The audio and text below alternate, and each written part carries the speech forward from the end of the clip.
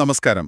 ഇന്ന് നമ്മൾ നോക്കുന്നത് 2026-ൽ വരാൻ പോകുന്ന കേരള നിയമസഭാ തെരഞ്ഞെടുപ്പിനെക്കുറിച്ചുള്ള ഒരു വിശകലന റിപ്പോർട്ടാണ്. ഇതിലൊരു രസമുള്ള വാചകമുണ്ട്. ഇതൊരു ലോകോത്തര സംഭവമായിരിക്കുമത്രേ. അതെന്താ അങ്ങനെ പറയാൻ കാരണം? നമുക്കൊന്ന് വിശദമായിട്ട് നോക്കാം, അല്ലേ? തീർച്ചയായും. തുടങ്ങുമ്പോൾ തന്നെ ഈ റിപ്പോർട്ടിലൊരു കണക്ക് അത്ഭുതപ്പെടുത്തുന്നതാണ്. ഏകദേശം 3.5 കോടി ജനങ്ങൾ, അതിൽ തന്നെ 2.25 കോടി വോട്ടർമാർ. അതെ അതെ. ഇത്രയധികം ആളുകൾ, അതും നല്ല പൗരബോധത്തോടെ വോട്ട് ചെയ്യാൻ വരുന്നത്. ഇതൊരു തെരഞ്ഞെടുപ്പ് എന്നതിലുപരി ഒരു ഉത്സവ പ്രതീതിയാണെന്ന് റിപ്പോർട്ട് പറയുന്നുണ്ട്. ശരിയാണ്. ഇതിനൊരു ആഗോള ശ്രദ്ധ കിട്ടുന്നു എന്നുള്ളതാണ് ഏറ്റവും കൗതുകകരം. നമ്മൾ ഓർക്കേണ്ട ഒരു കാര്യമുണ്ട്, ഈ റിപ്പോർട്ടും അത് സൂചിപ്പിക്കുന്നുണ്ട്.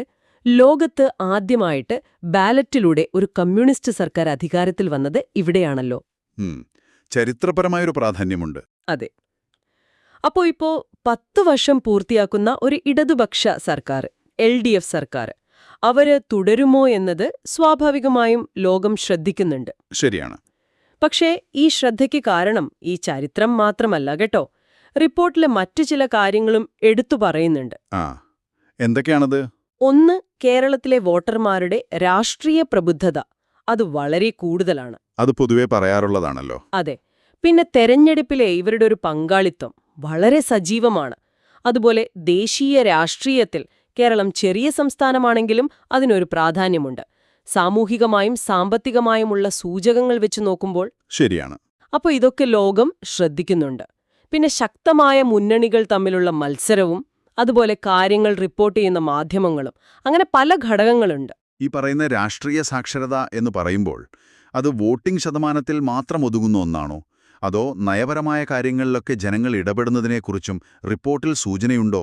അതെ, റിപ്പോർട്ട് പ്രധാനമായും ഊന്നൽ കൊടുക്കുന്നത് തെരഞ്ഞെടുപ്പിലെ ആ ഒരു പങ്കാളിത്തം, പിന്നെ രാഷ്ട്രീയ ചർച്ചകളിലെ ഒരു പൊതുവായ താൽപ്പര്യം, അതിലാണ്.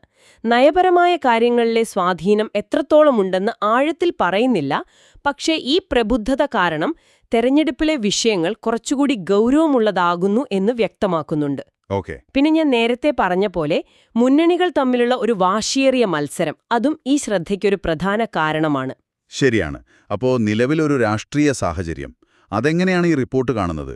2025 ഡിസംബറിൽ പഞ്ചായത്ത് തെരഞ്ഞെടുപ്പ് കഴിയുന്നതോടെ പാർട്ടികളൊക്കെ പൂർണ്ണമായും നിയമസഭാ തെരഞ്ഞെടുപ്പിനുള്ള തയ്യാറെടുപ്പിലേക്ക് കടക്കുമെന്നാണ് സൂചന, അല്ലേ? അതെ അതെ, ശരിയാണ്. ഇപ്പൊ നോക്കുകയാണെങ്കിൽ LDFന് 140-ൽ 98 സീറ്റുണ്ട്. നല്ല ഭൂരിപക്ഷം. അതെ. കേവല ഭൂരിപക്ഷത്തിന് 71 മതി.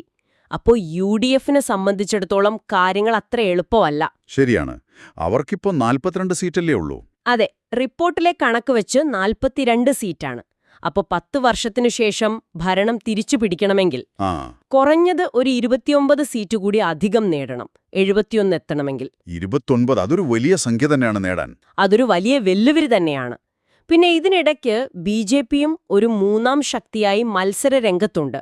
അവരുടെ സ്വാധീനം വർദ്ധിപ്പിക്കാൻ അവരും ശ്രമിക്കുന്നുണ്ട്. അപ്പോൾ മത്സരം കടുക്കുംന്നുറപ്പാണ്. തീർച്ചയായും. അപ്പോൾ ഈ പറഞ്ഞ കാര്യങ്ങളൊക്കെ വെച്ച് നോക്കുമ്പോൾ ഉയർന്ന ജനപങ്കാളിത്തം, കേരളത്തിന്റെ ആ ഒരു രാഷ്ട്രീയ പശ്ചാത്തലം, ചരിത്രം, പിന്നെ ഈ കടുത്ത മത്സരം വരാനുള്ള സാധ്യത, ഇതെല്ലാം കൂടിയാണ് 2026-ലെ തെരഞ്ഞെടുപ്പിനെ ഇത്ര സവിശേഷമാക്കുന്നതെന്ന് ഈ റിപ്പോർട്ട് ചുരുക്കത്തിൽ പറയുന്നു. അതെ, അതുതന്നെയാണ് കാര്യം. പക്ഷേ ഇവിടെ നമ്മൾ ആലോചിക്കേണ്ട വേറൊരു കാര്യം കൂടിയുണ്ട്. എന്താണത്? ഈ റിപ്പോർട്ട് കൂടുതലും പാർട്ടികളുടെ കണക്കുകൾ, രാഷ്ട്രീയ നീക്കങ്ങൾ, സാധ്യതകൾ ഒക്കെയാണ് പറയുന്നത്. പക്ഷേ ഇതിനിടയ്ക്ക് കേരളത്തിന്റെ സാമൂഹിക സാമ്പത്തിക പുരോഗതിയെക്കുറിച്ചും സൂചിപ്പിച്ചു പോകുന്നുണ്ട്. അപ്പോ ഇവിടെ ഒരു ചോദ്യം വരുന്നുണ്ട്.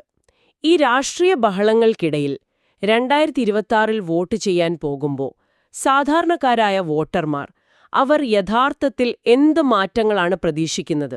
അത് ചിലപ്പോൾ സാമൂഹികമായ മാറ്റങ്ങളാവാം, അല്ലെങ്കിൽ സാമ്പത്തികപരമായ കാര്യങ്ങളാവാം. ശരിയാണ്. രാഷ്ട്രീയത്തിനപ്പുറം ജനങ്ങളുടെ യഥാർത്ഥ പ്രശ്നങ്ങളും പ്രതീക്ഷകളും എന്തായിരിക്കും എന്നതൊരു പ്രധാന ചോദ്യം തന്നെയാണ്. അതെ.